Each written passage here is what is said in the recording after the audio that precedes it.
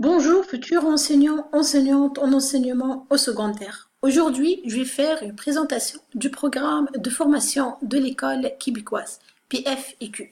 Et pour cela, je vais commencer par le plan de cours où je vais traiter les points suivants.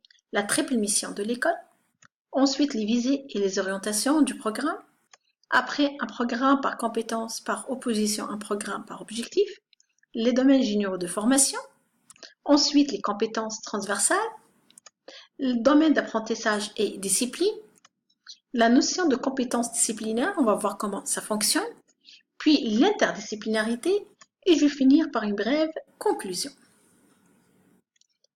Tout d'abord, je vais commencer par la triple mission de l'école. Il faut comprendre que le programme de formation de l'école québécoise vise une formation globale, diversifiée et ouverte sur le monde, et qui s'inscrit à l'intérieur des trois volets. Instruire dans un monde de savoir, nous parlons alors de développement intellectuel de l'élève, les apprentissages. Socialiser dans un monde pluraliste, l'apprentissage de mieux vivre en société en préparation de devenir des citoyens responsables. Qualifier dans un monde de changement, donc collaborer afin de s'assurer la réussite scolaire des élèves en offrant un environnement éducatif adaptable selon les intérêts, les aptitudes et les besoins de l'élève. En passant au point suivant, qui sont les visions et les orientations du programme. La construction d'une vision de monde, la structuration de l'identité et le développement de pouvoir d'action représentent les trois visées du programme. Ces visées servent de repères pour la formation de tous les jeunes. Bien que chaque élève arrive déjà avec son bagage de perception du monde, l'école influence cette vision en orientant l'élève dans son choix de construire, transformer et de faire évoluer sa vision du monde, ce qui l'aidera avec sa structuration de l'identité et le développement de pouvoir d'action. Quant aux orientations, on peut les résumer en 4 points. La réussite pour tous. On sait bien que la réussite est très importante pour l'élève. Et ce n'est pas le seul but de l'école. L'école a la responsabilité d'offrir une formation qui permet aux élèves d'atteindre leur plein potentiel en tenant compte de leurs aptitudes et leurs intérêts. La formation centrée sur les compétences. Définie comme savoir agir fondé sur la mobilisation et l'utilisation efficace d'un ensemble de ressources. C'est donc l'organisation des savoirs sous forme de compétences afin de leur donner une signification via un processus actif et continuel de la construction des savoirs. Une compétence est un rassemblement des connaissances qui ne répond pas forcément à une logique disciplinaire. L'école va au-delà de cela en ayant l'intention de décloisonner les disciplines afin de ramener les élèves à construire leur savoir par la résolution des problèmes qui comportent plusieurs dimensions et établir des liens entre les apprentissages. Évaluation au service de l'apprentissage a pour but de ramener l'élève à se responsabiliser.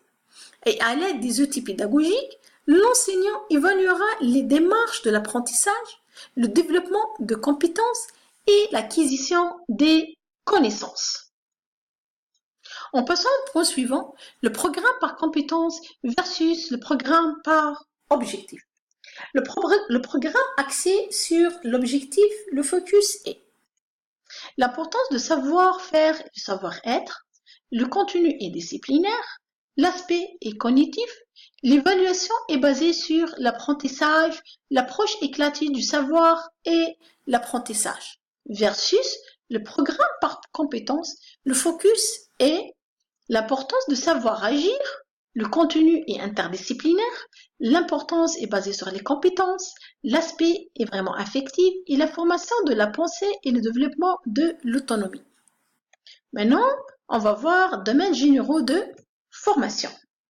C'est un ensemble d'intentions éducatives qui touchent la vie collective des élèves.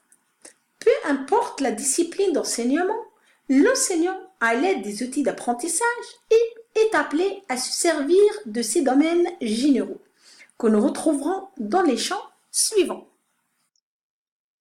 Santé et bien-être, orientation et entrepreneuriat, environnement et consommation, les médias et enfin vivre ensemble et citoyenneté. Parlons maintenant de compétences transversales. On a en tout 9 compétences qui sont groupées en 4 ordres. On a les compétences d'ordre intellectuel, exploiter l'information, résoudre les problèmes, exercer son jugement critique et mettre en œuvre sa pensée créatrice. Les compétences d'ordre de la communication, communiquer de façon appropriée. Les compétences d'ordre personnel et social, coopérer, actualiser son potentiel. Alors enfin, les compétences d'ordre méthodologique, donner des méthodes efficaces, exploiter les technologies de l'information et de la communication. Maintenant, on va voir les domaines d'apprentissage et discipline. On a les langues, l'art, mathématiques, sciences et technologies, développement personnel, l'univers social. Quand par exemple, moi je suis enseignante au domaine des mathématiques, sciences et technologies, donc on trouve les maths et sciences et technologies. Par exemple, si vous êtes dans le domaine d'art, vous trouvez l'art plastique, l'art dramatique, musique et danse. Si, admettons, vous êtes dans l'univers social, vous trouvez l'histoire et la citoyenneté et la géographie. Maintenant, si vous êtes dans les langues, donc français langue d'enseignement, anglais langue seconde et français langue seconde. Si vous êtes dans le développement personnel, vous trouvez l'éthique, culture religieuse, l'éducation physique et à la santé. Maintenant, on va parler sur les compétences disciplinaires. Pour chaque discipline, l'élève est invité à développer des compétences disciplinaires comme illustré dans l'exemple suivant. Comme je suis enseignante en sciences et technologies, descendant du domaine de la mathématique, de la science et de la technologie, l'élève est mobilisé à développer des compétences suivantes. Cherche à des solutions ou réponses à des problèmes d'ordre scientifique et technologique, mettre à profit ses connaissances scientifiques et technologiques, communiquer à l'aide d'un langage scientifique et technologique. C'est quoi l'interdisciplinarité? Encore une fois, comme je suis enseignante en sciences et technologies, j'ai cité un exemple qui réunit les scientifiques avec les cliniciens autour de l'utilisation de l'informatique et les mathématiques appliquées pour la compréhension et le contrôle de processus normaux et pathologiques en biologie et santé.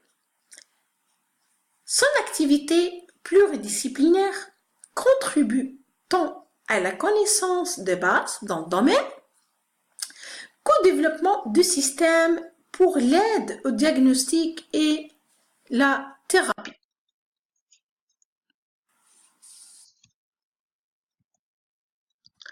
En conclusion, je trouve que le programme de formation de l'école québécoise est bien représenté par ce schéma récapitulatif regroupant tous les éléments vus au long de cette présentation. Donc, on va trouver les 3 visées,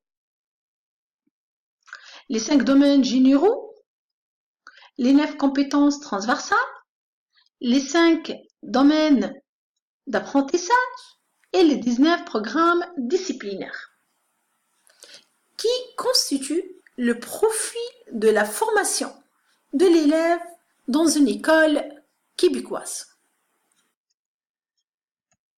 Je vous remercie pour votre attention et je vous souhaite vraiment une bonne chance